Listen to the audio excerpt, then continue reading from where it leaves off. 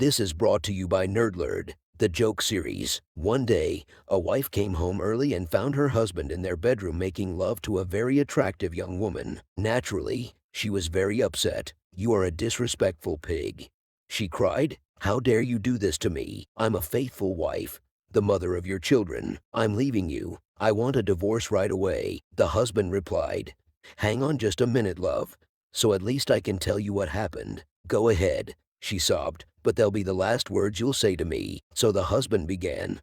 "Well, I was getting into the car to drive home, and this young lady here asked me for a lift. She looked so down and out and defenseless that I took pity on her and let her into the car. I noticed that she was very thin, not well dressed, and very dirty. She told me that she hadn't eaten for 3 days. So, in my compassion, I brought her home and warmed up the enchiladas I made for you last night. The ones you wouldn't eat because you're afraid you'll put on weight." The poor thing devoured them in moments. Since she needed a good cleanup, I suggested a shower, and while she was doing that, I noticed her clothes were dirty and full of holes, so I threw them away. Then, as she needed clothes, I gave her the designer jeans that you have had for a few years, but don't wear because you say they are too tight. I also gave her the underwear that was your anniversary present, which you don't wear because I don't have good taste. I found the sexy blouse my sister gave you for Christmas that you don't wear just to annoy her, and I also donated those boots you bought at the expensive boutique and don't wear because someone at work has a pair the same."